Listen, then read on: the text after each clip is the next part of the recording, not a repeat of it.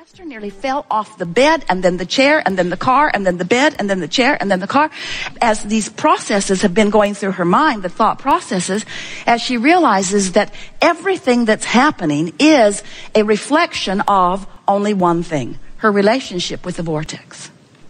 So, for example, Esther said to Jerry, if I were to do something for you kitchen-wise, in my beautiful new kitchen, what would you like it to be?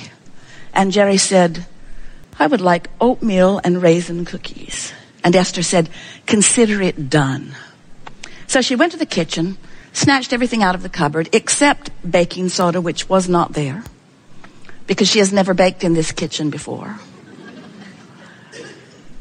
And so she said to Jerry, I'm on the hunt for baking soda. And Jerry said, you know, I think I saw some in the refrigerator at the guest house because Sylvia has freshened everything, and I think it's in there like a freshener thing. So Esther said, I'm on it. So she jumped in the car. Now their garage is carpeted, which is a little tricky because on 3 occasions Jerry has ended up at a restaurant with no shoes on.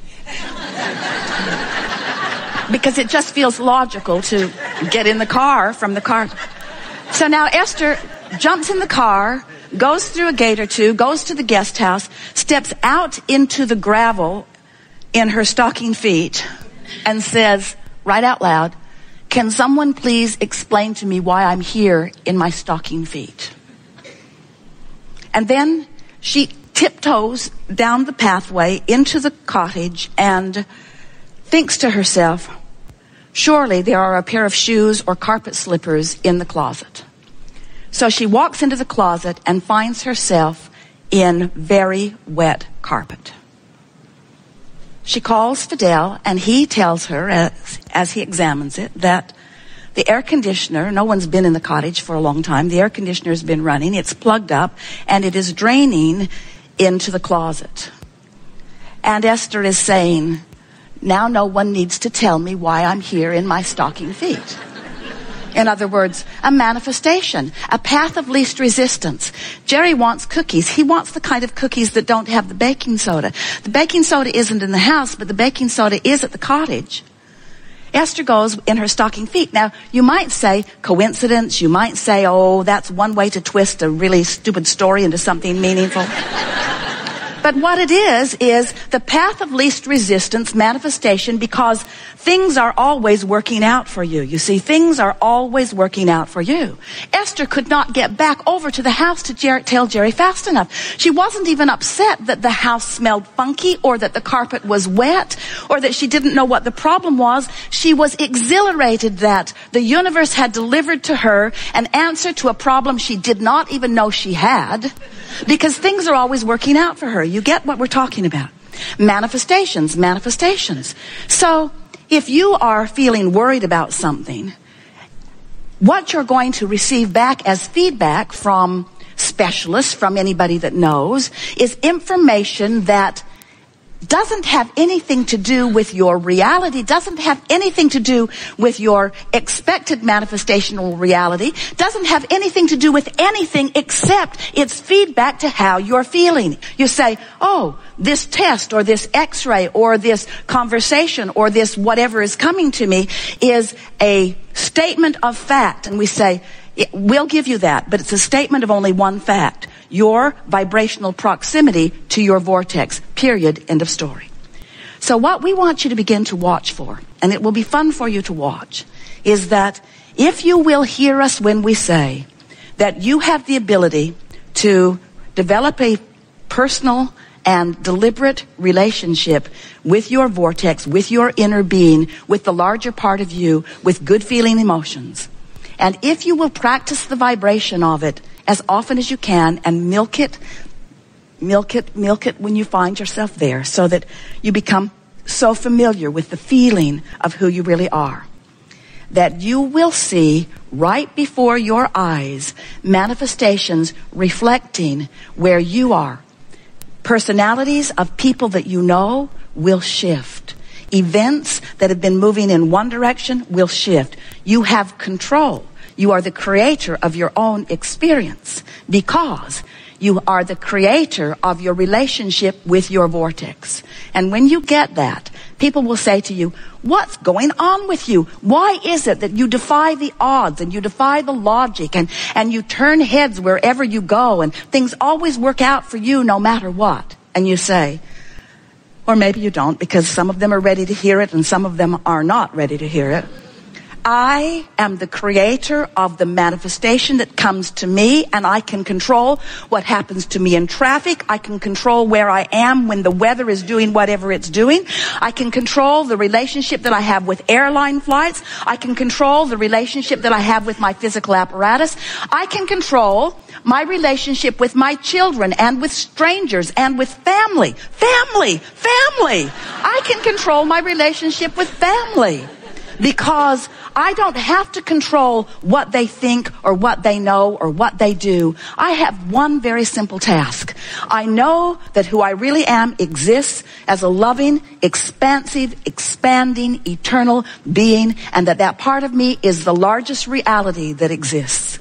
And I have access to the awareness of my relationship with that. And now I've got that down. Everything in my experience is not just working out for me eventually, it's working out for me now.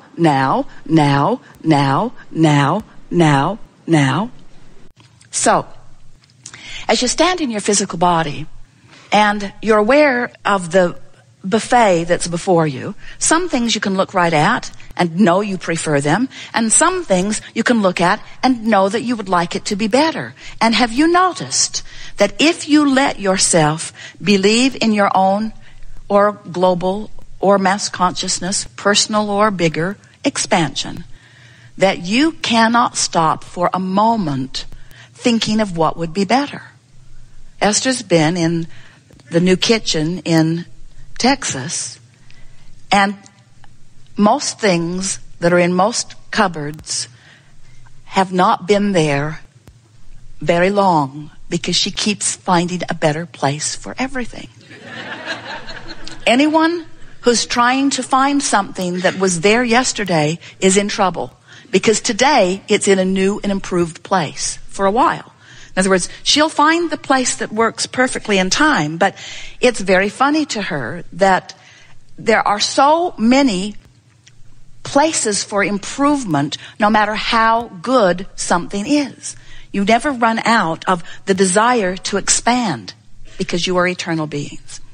So this expansion is contained, and that's not an accurate word because it's fluid and flowing, but it is held. That's not really the right word either because it's fluid and flowing, but it's gathered is a better word. It's amassed is a better word in what we're depicting as a vibrational vortex. And the reason we call it a vortex is because in this attraction power, there's this constant gathering of things that match this desire. We call those the cooperative components. The cooperative components to what you are asking for. Well, vibrationally speaking, that's sort of boring, Abraham, because I can't see that stuff amassing. I trust you sort of, but I can't see it, so it's conceptual. It's a theory. Feels a little like fairy dust all over it. I get the idea of it. I believe that vibration precedes everything. But to ask me to believe in a vortex that I can't see, when there's all this manifestation that I can see, oh, Abraham, manifestation is more compelling. Because we could gather together in groups. We can agree on what we see. We can take tests about it. We can accurately acknowledge what it is. Manifestation is meaty.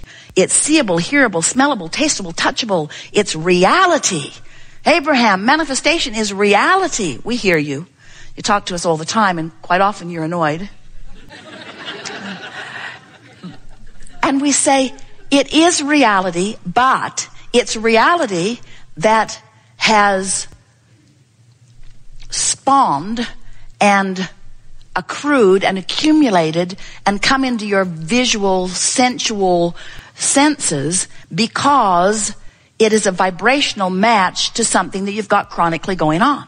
And you have to know that, because as you move around the planet and you interact with people, you see people living in similar circumstances that are manifesting entirely differently. You see people who everything seems to always go wrong for them, and you see people who everything seems to always go right for them. And you just got to know there's a vibrational variance that makes the difference in what's happening to you, not just generally, but specifically moment by moment. So what we're getting at is, you could be observing something that isn't something that you want. And as you're observing it, you're taking it in, you're having conversations about it. And in doing so, you're holding your vibration in an even more specific place.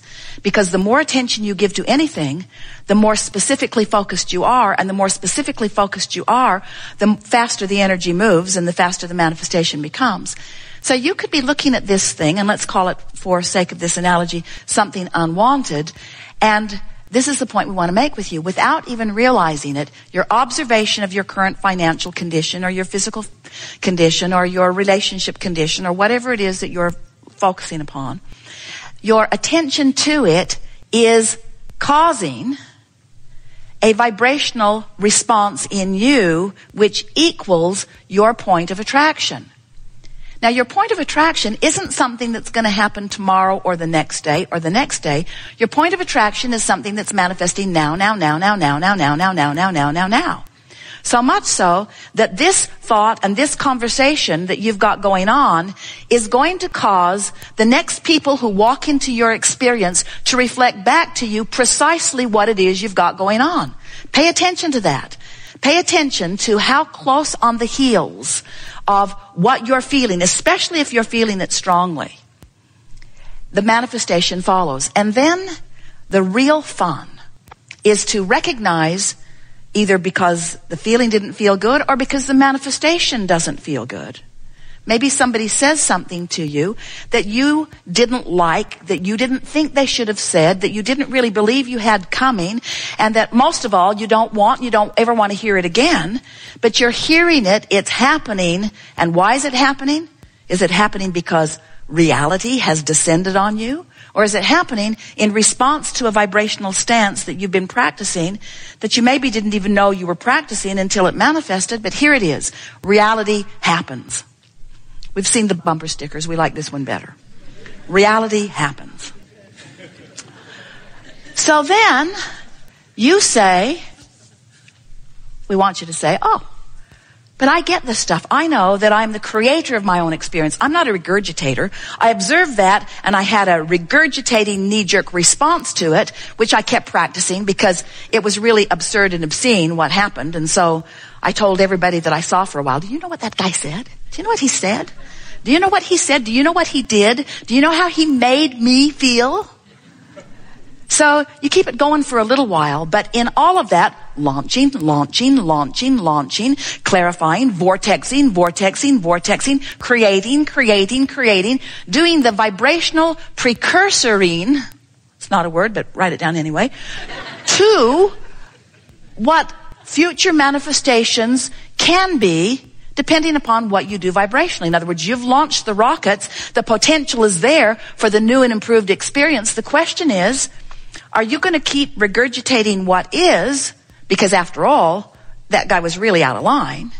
Or are you going to take the bounce and practice, and here are the operative words, practice the less easy vibration, because that's the easy vibration. You just observed it. All of your physical senses told you it was reality, and if you gathered together with others and went on some of those talk shows, most of the people would agree with you that that person was a misbehaving person and that you are right. But we are wanting to say to you, it doesn't matter how right you are in your negative emotion or in your pushing against. You are depriving yourself of the creation that has been born out of it, and you can't feel good until you come along with the new creation, because you got to keep up with you. You got to keep up with you.